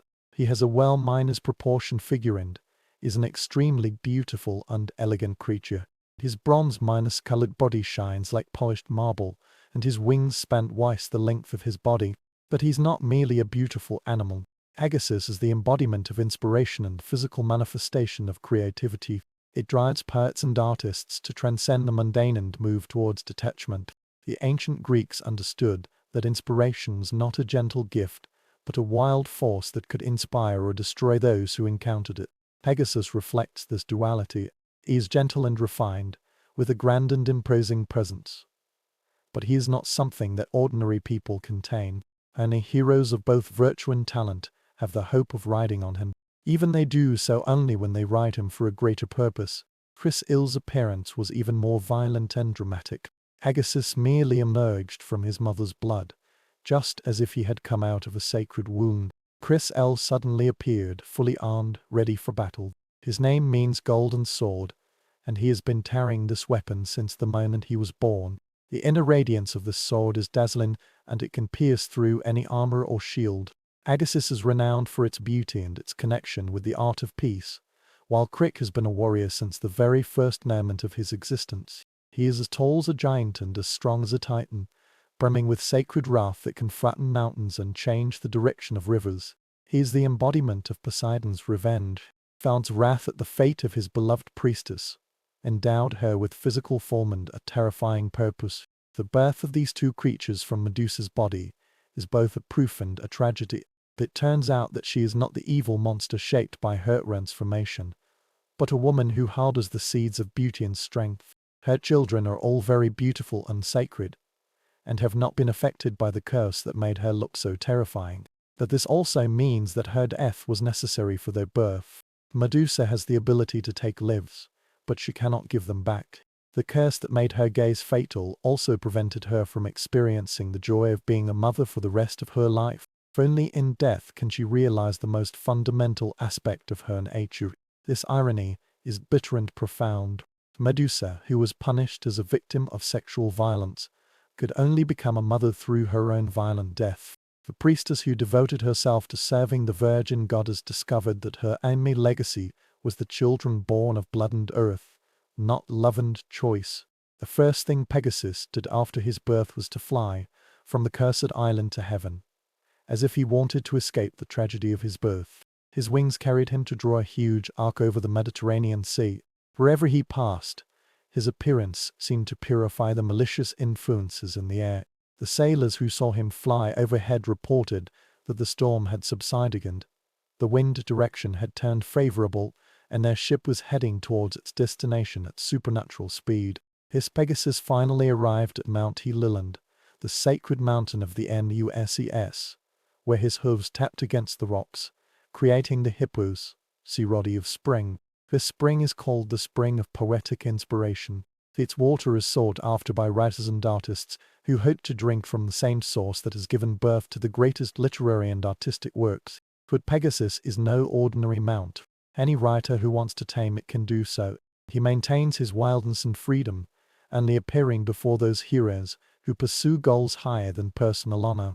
Among them, the most famous one is Bellerophon, who rides Pegasus to fight against the Chimera, another monster born of the mating of the gods and the curse of the gods. The road in Elixirs is darker and more complicated. Pegasus symbolizes the inspiring side of sacred power, while Chrysler represents terrifying justice.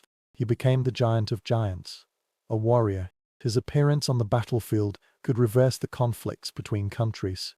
It is said that his golden sword was burning with the light of the sun. As long as the army saw it shining on the horizon, they would flee. Unlike his brother with wings, Chris Eyre does not seek solitude or artistic pursuits. He directly participates in human affairs and emerges at critical moments, disrupting the balance between justice and injustice. He became a legendary figure among warriors, a sacred champion who could not be defeated by the weapons of mortals or the strategies of the mundane world. Some records indicate that Chrysler eventually settled in the distant west, where he established a kingdom of giants and ruled with wisdom and terrifying power. Others claim that he has never died, but has continued to wander around the earth, showing up whenever tyranny threatens to overwhelm justice and innocent people, yet a fighter beyond the capabilities of ordinary people. The two creatures born from Medusa's death also complicate the narratives surrounding her transformation and death. If she was truly just a monster, how could her death give birth to such a great creature? If she is completely evil, then how could Pegasus, the embodiment of artistic inspiration and beauty, emerge from her blood? The ancient Greeks understood this contradiction and used it to a depth to their myths. The story of Medusa is not only a heroic tale of killing monsters, but also a complex reflection on the essence of justice, transformation and redemption. Her death was both a tragedy and a victory, an end and a beginning. Perseus left the scene of his victory, not realizing that a miracle had come into being after his departure. He put Medusa's head in a magic container, not knowing that he had also unintentionally brought new deities into this world. His heroic act brought about consequences that he could neither understand nor have imagined. The head itself retains all lethal power, even in the midst of death. The magic bag containing it became heavier than its actual weight, as if the severed head still had consciousness and could undergo terrifying changes just like Medusa did when she was cursed. Perseus found himself flying more slowly, not because of fatigue, but because he was burdened with a supernatural load. When Perseus returned to the civilized world, he began to understand that killing Medusa did not end her story, but made it even more complicated, and it has a wide influence.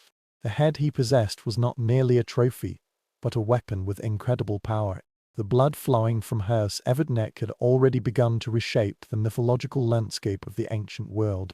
Behind him, on the cursed island, I know and Yuri mourned their sister's death, while marveling at the creatures that had emerged from the island. For the first time since their transformation, they felt something beyond anger and despair. The birth of Pegasus and Chris Eyre indicates that their suffering may have a greater purpose, and even the sacred cruelty sometimes gives rise to sacred beauty. Medusa is dead, but her legacy has only just begun. The head carried by Perseus later became one of the most powerful weapons in Greek mythology, used to defeat monsters and tyrants, protect the innocent and punish criminals. The children born after her death have inspired countless stories about heroism, art and sacred justice. At the beginning of her story, this priestess was a victim of God's violence, but by the end, she had become the mother of legends, a source of power that lived longer than the civilization that created them. Theft did not diminish her significance. Instead, it transformed it into something eternal and magnificent. Her story is far from over. Death did not weaken Medusa's power. Instead, it concentrated it, refined it, and made it easy to carry. The severed head that Perseus carried with her retained all the terrifying abilities that made her the most terrifying creature in the ancient world. But now these abilities served heroes rather than the isolation of cursed exiles. On Perseus' way home from the island of the Gorgon, the sustained effect of the head was tested for the first time. When he flew over the unfamiliar waters of the distant western Mediterranean, he encountered the Cedos, a huge sea monster that had been causing terror along the coast of Ethiopia. This thing was huge. Its snake-like body stretched for hundreds of yards in the dark water, and its head emerged above the sea surface, like a living mountain with teeth. For months, Cedos has been trampling on the coastline, destroying ships, devouring crew members and making maritime trade impossible. This creature is so huge and powerful that conventional weapons are of no use to it. The army once tried to drive it away with a barrage of spears and arrows, but this attack was like raindrops hitting the mountainside. Perseus was exhausted from the battle with Gorgons. Eager to test his newly acquired weapon, he walked towards the monster. From a safe distance, he took Medusa's head out of the protective container, so that it could see the face of the dead snake-haired female monster. The effect is instantaneous and absolute. While the cedar was surfacing to attack what it thought was another small flying creature, it suddenly stopped moving completely. Its huge body, which used to cut through the water surface smoothly in the water, has now become as still and solid as granite. The sea monster has transformed into a stone island, and its petrified form has created a new landmark that will be familiar to generations of sailors. This transformation was so thorough that even the water surrounding the cedar turned into stone, forming a rough solid lithosphere in what was originally a liquid ocean. The fish swimming near the monster were captured by the petrification effect and became fossil decorations embedded in the newly formed stone strata. Perseus was astonished by the power of the weapon, but also disturbed by its excessive killing and wounding nature. Its head not only turned the target monster into stone, but also turned everything around it into stone. He realized that waving Medusa's head required extra caution and precision. This is not a sword that can be drawn at will or used in close combat without endangering the safety of allies and innocent onlookers. The incident with Cedos also taught Perseus some important knowledge about the psychology of his weapons. The head not only retains Medusa's fatal gaze, but also her consciousness. When he held it, he could sense an existence inside, a consciousness that was both strange and familiar. It was as if Medusa's soul was trapped in her severed head, aware of what was happening around her, but powerless to communicate or control her environment. Perseus was aware of this, for though he was reluctant to admit it, he felt extremely uneasy. He thought that killing Medusa would end her suffering. Yet death seemed to have nearly turned her pain into another form of imprisonment. She is now forced to become someone else's weapon, and her lethal gaze is used for purposes she may not approve of. Her consciousness was trapped in a head that could never rest in peace. Perseus continued his journey home and encountered other opportunities to test his weapon capabilities. When he exposed his head, all the pirates who had tried to rob him turned to stone. A gang of robbers attacked him on a remote island, turning it into a frozen and invasive sculpture garden. Each time this weapon was used, it was very effective, but Perseus found himself increasingly uncomfortable with the ease of these victories. Using a Medusa head requires no skills at all. Without the test of courage, strength and wisdom, the weapon was so powerful that it made him invincible, but it also made him feel that to some extent he was cheating, achieving victory through sacred power rather than heroic virtue.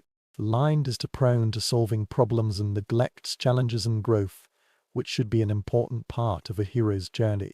What's more troublesome is that this weapon has affected his relationship with others. Perseus' new ability spread rapidly through a network of travelers, merchants and sailors, who spread the news throughout the ancient world. People began to treat him in different ways, mixed with fear, making normal interpersonal communication impossible. When Perseus stopped at the port to replenish supplies or rest, he found that the entire community would be deserted because of his arrival. Shopkeepers would rather keep their food and supplies outside than risk face-to-face contact. Children will be driven indoors by their parents because they are worried that even if they get close to people carrying such weapons, they will somehow attract its lethal power.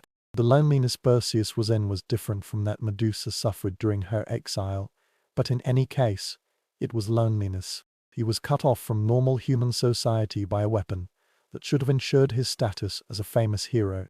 That head that endowed him with incredible power also indicated that he was a person too dangerous to be casually associated with. Perseus began to have a slight understanding of Medusa's life during her exile, unable to maintain normal interpersonal relationships, constantly realizing that his presence brings fear rather than comfort, and realizing that he is fundamentally separated from the human society he is supposed to protect. All these burdens now fall on his shoulders. But unlike Medusa, Perseus chose this burden. Theoretically, he could have his head removed and resume a normal life. The fact that he chose not to do so and continued to carry and use weapons regardless of the psychological cost reveals the essence of power and an important aspect of the choices made by heroes. When Perseus finally returned to Serapis and faced Polites, Medusa's head was given the most important use. Polites was the king who initially manipulated him to carry out this mission. Perseus discovered that while he was away, Polites did indeed use threats and political pressure to force his mother Dil to marry in order to overcome her resistance. The confrontation between Perseus and Polyxt was not a battle but an execution. Perseus entered the palace at the banquet celebrating the king's wedding, stood before the gathered court, and merely lifted Medusa's head. Polites and his supporters immediately turned to stone, and their expressions of shock and fear were forever preserved in the cold marble. In this situation, using weapons is like justice to Perseus. The actions of these people lack honor, threaten their families, and violate the most fundamental principles of hospitality and dignity.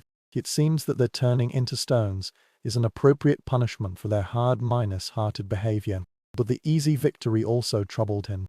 Polites had no chance to repent, no chance to show mercy or atone for his sins, no dramatic confrontation. Virtue triumphed through struggle and sacrifice. The Forer ended the conflict in an instant, eliminating all the complexity and reducing a political crisis to a supernatural execution. Perseus began to realize that Medusa's head was not only a weapon, but also a responsibility that would affect the rest of his life. He cannot use it casually or carelessly, nor can he give it up without letting it fall into the wrong hands. He is closely connected to it, just as it is closely connected to him. He is determined to bear its strength and psychological burden until he finds a safe way to deal with it. This head, which once belonged to a woman punished for the violence of the gods, has now become a symbol of ultimate power and ultimate responsibility. After her death, Medusa continued to taint the lives of those who met her, compelling them to strive to address issues of justice, kindness, and the proper use of overwhelming force. Her gaze still turned flesh into stone, but now it has also transformed heroes into something more complex and morally ambiguous, rather than the simple defenders of virtue they originally intended to be. There are few characters in ancient mythology as enduring and adaptable as Medusa. Her story has been retold, reimagined and reinterpreted in 3,000 years of human culture. Each generation finds new meanings in the stories of the beautiful priestess who turns into a monster and the monster that becomes a symbol. The ancient Greeks themselves were not content with a single version of the Medusa story. Even in ancient times, her myth had many variations, each emphasizing different aspects of her transformation and birth. Some versions depict her as an ancient demon that has always existed and threatened the lives of mortals. Others, especially those who came later, began to emphasize that she was a victim of God's injustice. Even in the classical period, the visual representation of Medusa underwent significant changes. Early depictions indicated that she was a true monster. Her face was more like that of a beast than a woman, her teeth were long rather than teeth, and her hair was clearly serpentine rather than human. These images are intended to stir up fear and aversion, serving as a warning of the consequences of dissatisfaction with God. But as Greek art became more complex and psychologically complex, Medusa's expression began to change. Artists began to depict her with recognizable human features, which were beautiful even when distorted. The snake in her hair became more elegant and decorative, rather than terrifying. Although her face was still lifeless, it revealed sadness and tragedy rather than pure malice. This evolution of artistic expression reflects the deepening understanding of Medusa by people who regard her as a tragic figure rather than a simple monster. The Greeks had a complex understanding of fate, justice, and the capriciousness of the gods. They began to see in her story their own anxiety about the arbitrary punishment of the gods and the vulnerability of mortals in the face of forces beyond their control. Roman culture inherited the Greeks' infatuation with Medusa, but transformed it according to its own values and concerns. Roman artists and writers were not very interested in the theological implications of her story, but were more concerned with its political and military applications. Medusa's head became a symbol of protective power used on shields, armor, and public buildings to resist the influence of enemies and evil. The Romans also began to explore the psychological aspects of the Medusa story, while the Greeks merely hinted at this. Roman poets like I depicted her transformation with clear sympathy, portraying her as an innocent victim of sacred politics, rather than a sinner who was just punished. This interpretation had an influence on later European literature and art. During the Middle Ages, the story of Medusa underwent another major transformation. Christian interpreters, disturbed by the polytheistic elements in Greek mythology, but also attracted by their symbolic potential, began to interpret her story as an allegory about the danger of vanity, the fall of beauty, and the necessity of divine judgment.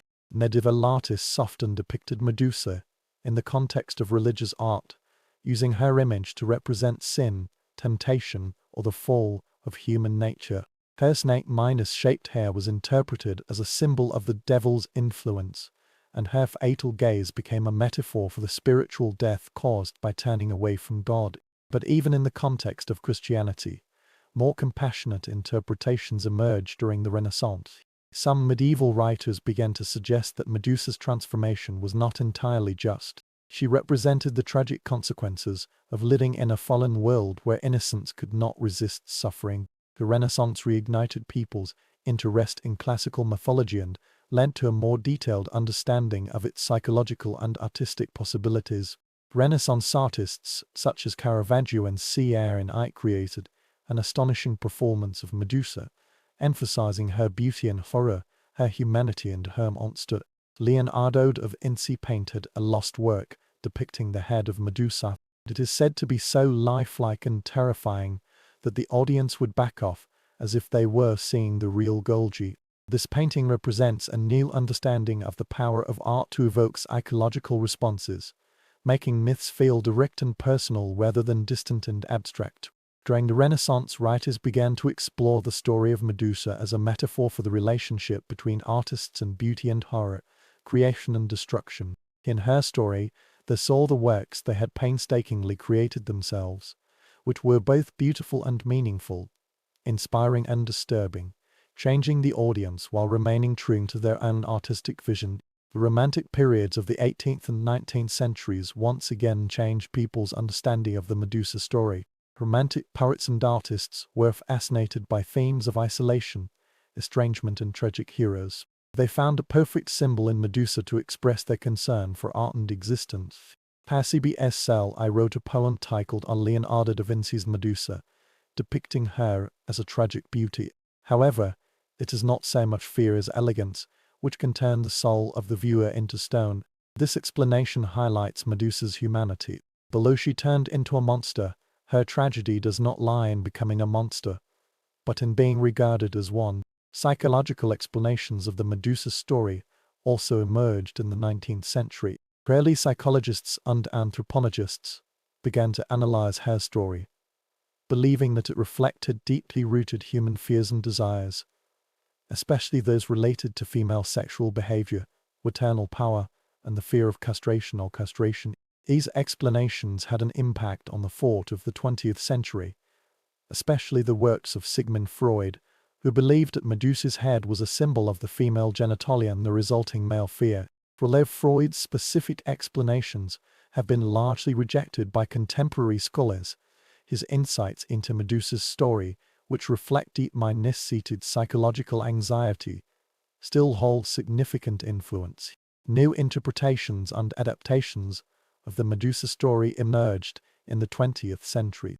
Feminist scholars began to examine her account, interpreting it as a story about women being victimized and how patriarchal society turned female victims into scapegoats and monsters. Writers like Alan Southers believe that Medusa represents the power of female creativity, and her story has been distorted by a male-dominated culture, suppressing and demonizing the power of women. In this interpretation, Perseus is not a hero, but an agent of patriarchal oppression. Medusa is not a monster, but a powerful woman who has been demonized for refusing to submit to male authority. Contemporary art has embraced this reinterpretation. The works created by artists depict Medusa as a beautiful, powerful and tragic figure rather than a monster. These modern works often emphasize that her serpentine hair is a crown rather than a curse. Her gaze was a penetrating wisdom, not a fatal force. Popular culture has also embraced Medusa, although it usually spreads out her complex myths into simple horror or action-adventure stories. Movies, TV shows and video games often feature Medusa-like creatures as the opponents defeated by the heroic protagonists, but these adaptations rarely explore the deeper psychological and social implications of her story. Perhaps most importantly, Medusa has become a symbol of the survival and transformation of contemporary women, especially those who have experienced sexual violence or other forms of trauma. From jewelry to tattoos and protest slogans, her image is everywhere, representing the power to transform victims into strength, pain into wisdom, and vulnerability into protective power. This modern interpretation of Medusa is completely contrary to the ancient understanding of her story. The Greeks regarded her as a cautionary tale about the justice of the gods and the consequences of overstepping boundaries, while contemporary culture often sees her as an inspiring figure representing resilience, transformation, and the power to reclaim one's own narrative from those who define it. The evolution of Medusa's story over 3,000 years of human culture reveals the important ways in which myths function in human society. These ancient stories are not fixed text but living narratives that each generation uses to express their concerns, fears and wishes. Medusa's enduring power does not lie in any interpretation of her story, but in her ability to tell the fundamental experiences of humanity: the fear of change, the pursuit of justice, the struggle for autocratic power, and the longing to find meaning in suffering. Her story continues to resonate as it raises questions that every human culture must confront. In our time, as we strive to address issues of sexual violence, institutional injustice and abuse of power, Medusa's story is more meaningful than ever. She remains consistent, like a mirror in which we see our own fears, hopes and struggles reflected in us in the form of myth. The priestess turned into a monster, the victim became a weapon, and the woman became a symbol.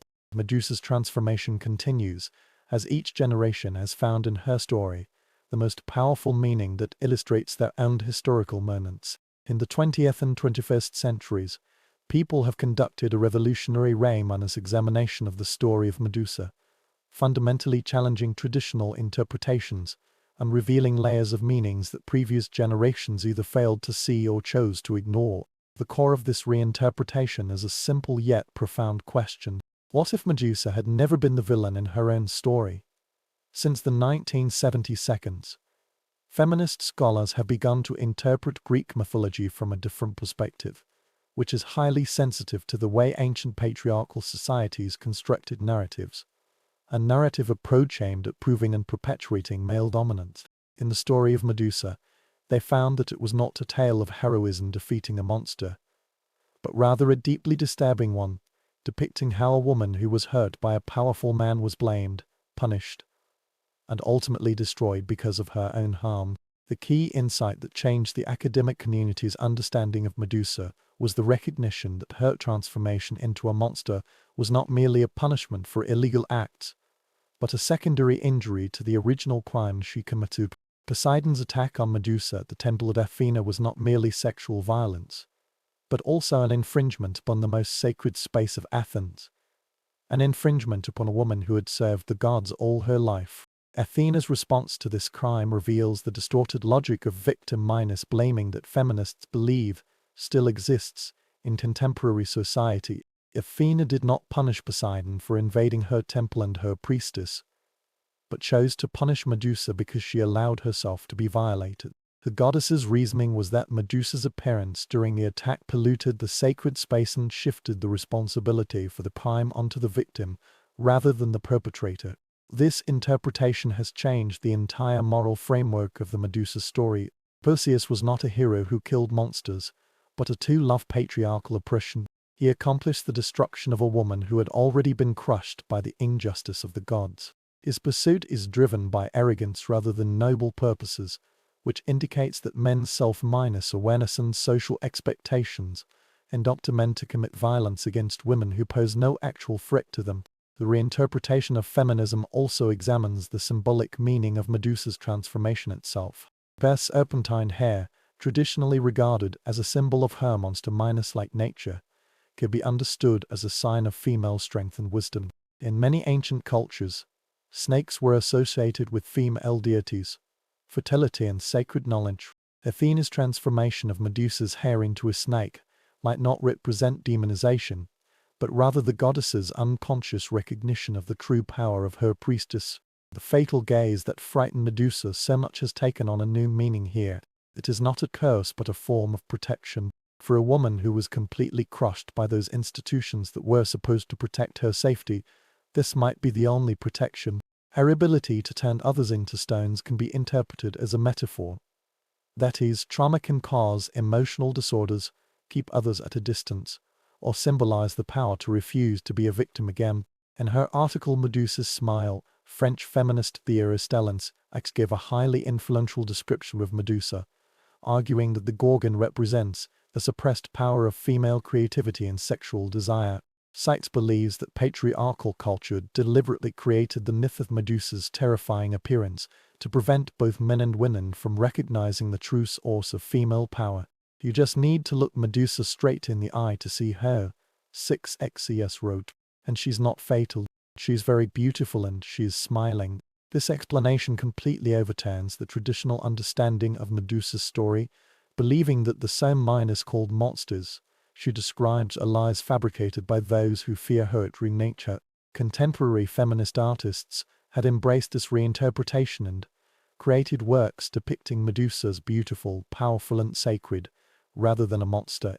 These manifestations often emphasize that her serpentine hair is a crown of wisdom, rather than a sign of curse, and her gaze is a penetrating insight, rather than a lethal force. Medusa's feminist revival was also welcomed by survivors of sexual violence, who saw their own experiences of institutional betrayal and victim accusation in her story.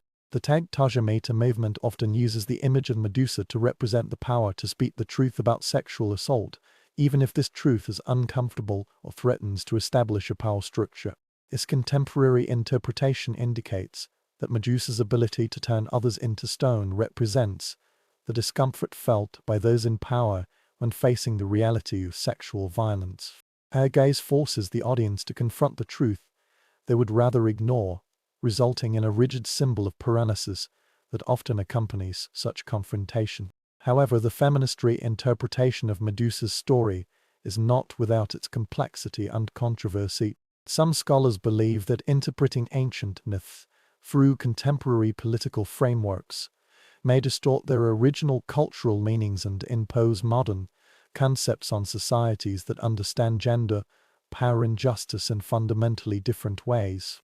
Critics also point out that although the feminist interpretation offers a more compassionate interpretation of Medusa's character, it may actually weaken her power, transforming her from a truly terrifying and supernatural figure into a victim, and her monster is merely a social construct. A narrative that acknowledges the reality of women's anger and power is meaningful, even if the form of such power makes society feel uneasy or threatened. The question of whether Medusa should be understood as a victim or a monster has also raised a broader question: how should we interpret mythological figures who are both tragic and possessed terrifying qualities? The ancient Greeks favored characters who were both sympathetic and dangerous, beautiful and terrifying, innocent and guilty. Contemporary interpretations sometimes struggle with this complexity and tend to more clearly divide the narrative into categories of the oppressor and the oppressed. Perhaps the most effective way to understand Medusa's story is to recognize that it can support multiple interpretations simultaneously. She can be interpreted as a victim of God's injustice, or as a powerful figure beyond simple classification. Her transformation represents both the terrifying consequences of trauma and the potential of trauma to turn into a source of strength and protection.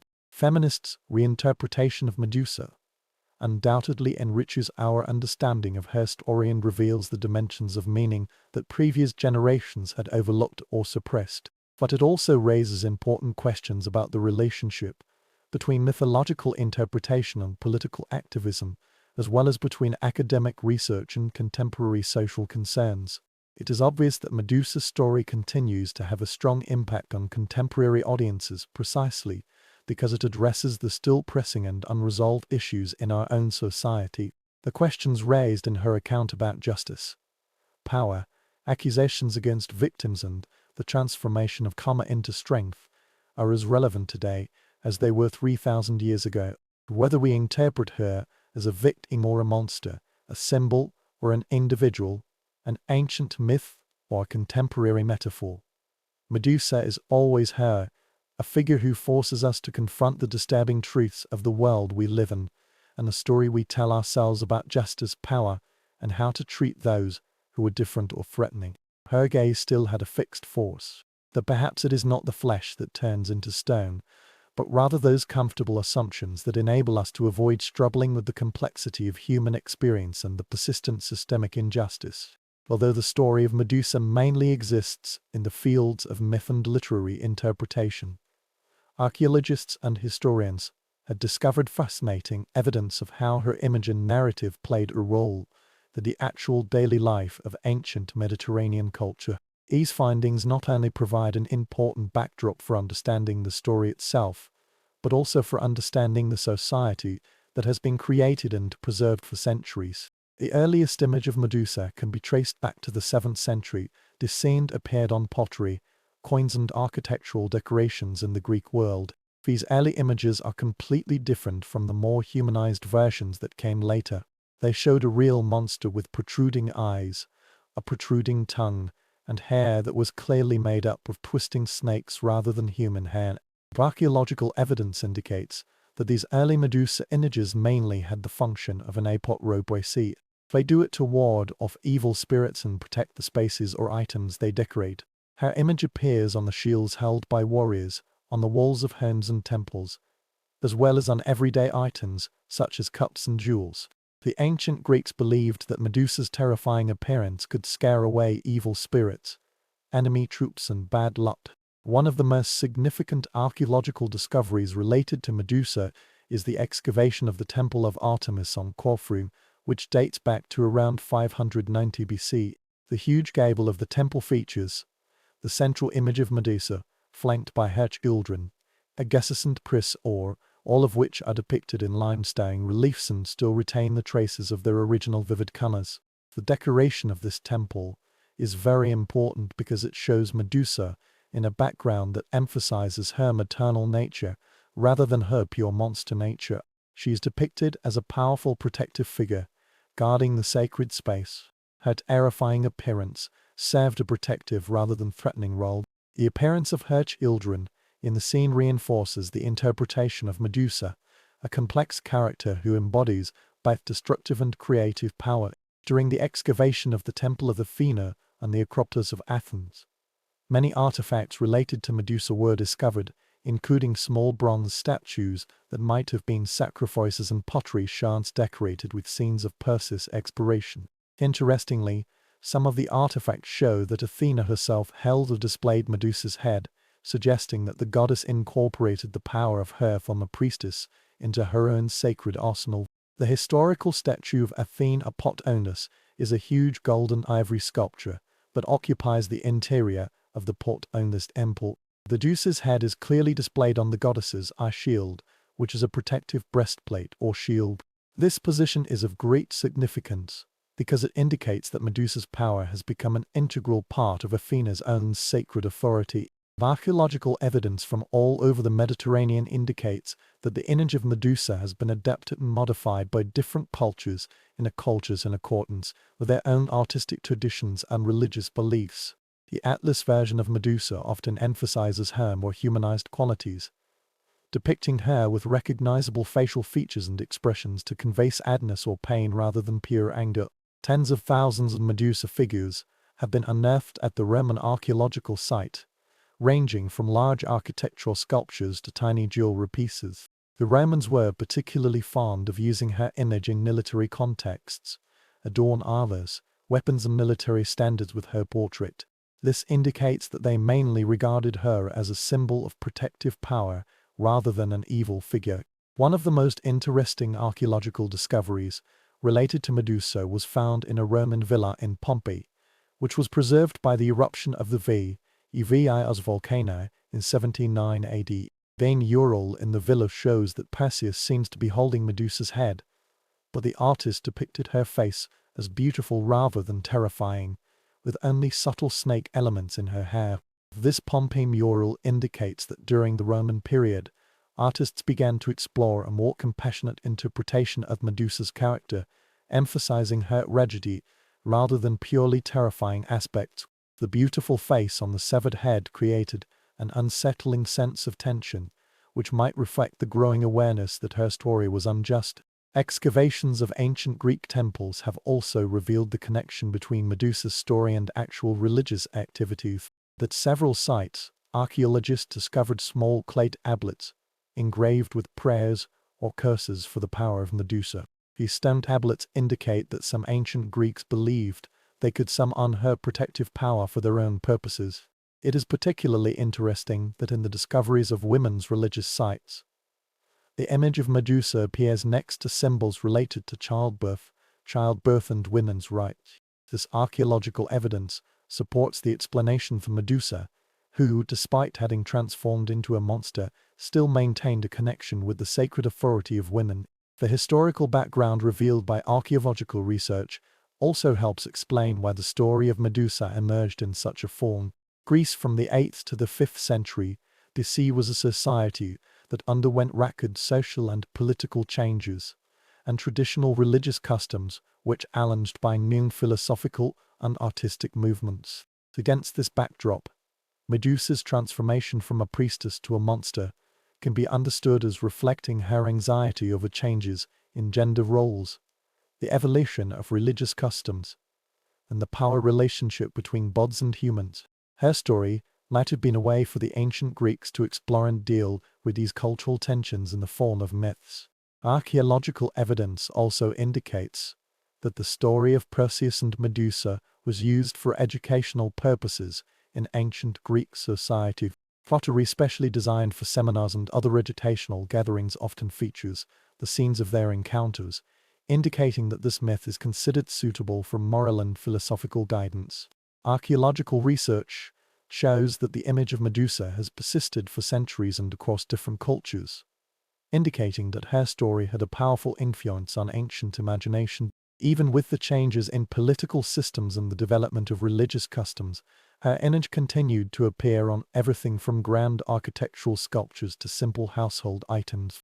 Perhaps most importantly, archaeological evidence shows that ancient artisans constantly reinterpreted and modified the image of Medusa, which indicates that her story was understood as a living one that could be adapted to solve contemporary problems, rather than a fixed story with only one correct interpretation.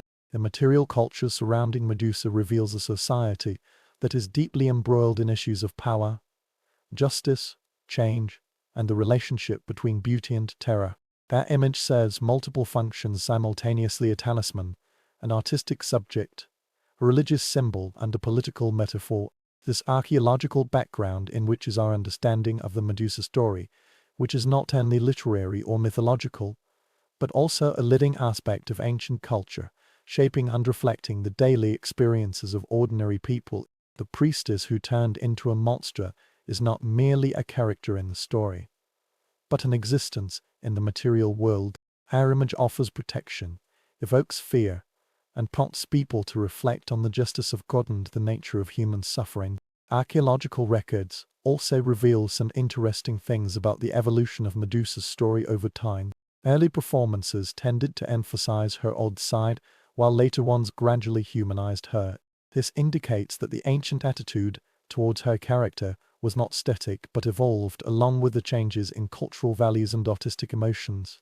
This physical evidence provides crucial support for contemporary interpretations that emphasize the complexity and ambiguity of Medusa's character. The ancient Greeks themselves, as their artistic and religious practices revealed, regarded her as a figure embodying multiple and sometimes contradictory qualities: protectors and threats, victims and monsters, humans and gods. When we reach the end of our journey through Medusa's maze minus-like story, we find that we are not ending but beginning. Her story began in the sacred area of the Temple of Athena over 2,500 years ago and has continued to develop and transform in our own times, proving that some stories are too powerful and too important for human experience to truly end. The reason why Medusa's story has endured is not because of its simple narrative structure, but because of its profound complexity. It refuses to simply categorize good and evil, victims and villains, monsters and humans, etc. She is still the same as before. A mirror reflects our deepest fears and most difficult problems: justice, power, transformation, and the cost of being distinctive in a world that demands conformity. This young priestess, who once guarded the sacred flame of Athena with dedication and hope, has become one of the most well-known figures in world culture. Her image appears on everything from ancient Greek pottery to contemporary fashion accessories. This ubiquity is not weakened her power to disrupt and provoke. If there is any difference, it is that her persistent presence in our cultural consciousness indicates that the issues raised by her story have never been as relevant as they are now.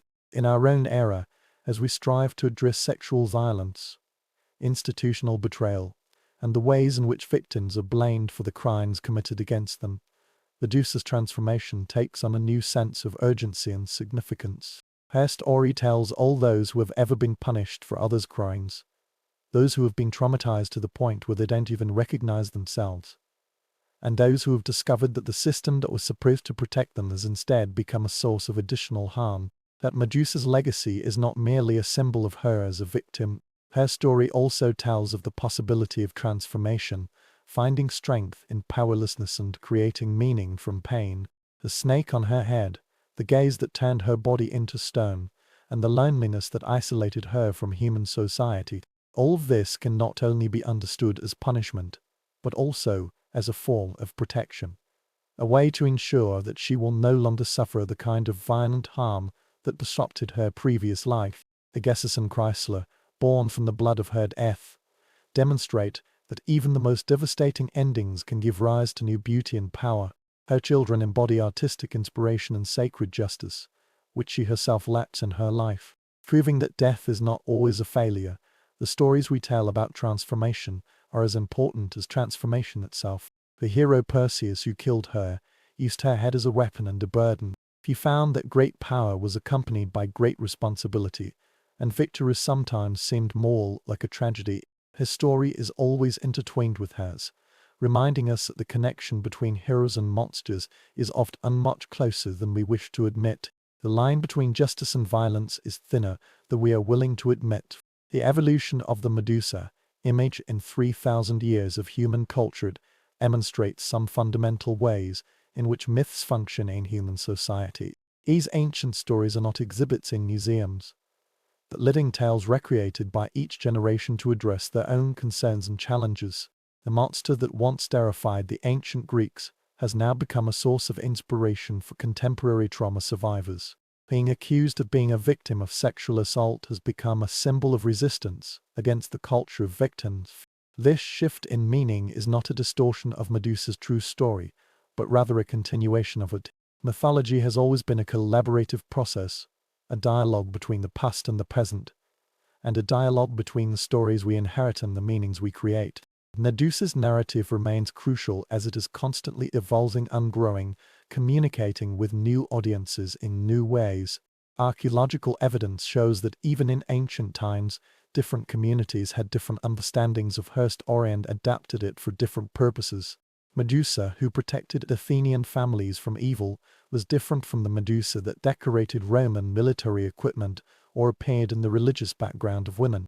Every culture, every generation, and every artist has found the most powerful elements in her story to express their own experiences and concerns. This diversity of meaning is not a weakness of the Medusa story, but its greatest strength. She can simultaneously represent the danger of female power and the tragedy of female victimization, the horror of transformation, as well as the possibility of transcendence, different isolations, and the protection from fear. Her gaze, which turns the living flesh into stone, can be understood as a metaphor, as trauma solidifies us in moments of pain, or as a symbol of power which can stop others from moving forward and force them to face the truth they would rather avoid. Her serpentine hair can represent the fall of natural beauty, or it can represent the wisdom brought by embracing our own wildness. Her death can symbolize the silence of a female voice, or the birth of new forms of creativity. The beauty of the Medusa story lies in its refusal to resolve these contradictions. It insists that truth is complex and that the most important questions rarely have simple answers. She embodies the fundamental ambiguity of human experience. We are all innocent and evil, beautiful and wicked, powerful and vulnerable, at the same time. In our era, as we strive to create a more just and fair society, Medusa's story offers both warnings and inspiration. Her transformation reminds us of the terrifying consequences of institutional failure. What happens when those who are supposed to protect the vulnerable instead attribute their own suffering to the vulnerable? But her patience and her persistent presence in our cultural imagination also indicate that even in the most destructive changes, finding ways to transform trauma into strength and isolation into protection is possible to survive. The priestess turned into a monster, into a symbol, and into inspiration. Medusa's transformation is still ongoing. Countless people of all kinds have found meaning in her story, but she remains the same person all along. She forces us to look, truly look at the complexity of existence, the persistence of injustice, and the strange way humanity experiences the interweaving of beauty and terror.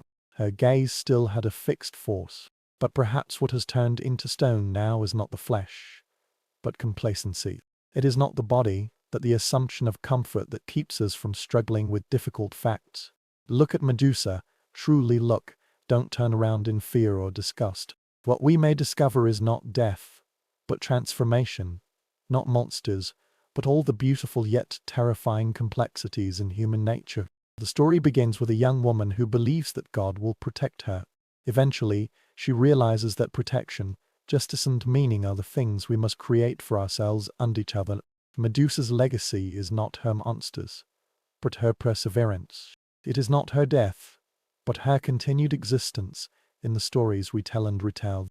The meaning of what we create and reshape, the transformation we experience, and the significance of helping others survive. 3,000 years after Medusa's death on a beach at the edge of the known world, her voice still echoes in our culture, reminding us that some stories are too important to truly end. Some questions are too important to be fully answered. Some numbers are so powerful that they can never be fully understood. She is a priestess. She is the victim. She is a monster. She is a mother. She is a symbol. She is a warning. She inspired me. She was, is and will always be an impossible human being. Her story, like all the best stories, has no ending, for it is still being written, still being changed by everyone who encounters it, and discovering something in it that tells of their own experiences. That is what it means to be human in a world that is both beautiful and terrifying, both just and unjust, protection and threat. For centuries, the power of Medusa's gaze has not diminished in the slightest. It still forces us to observe, to question, and to change. When we look back on her, we may discover something about our own essence. The snake in her hair was still wriggling. The problems in her story are still burning. All of us are learning how to survive our own transformation.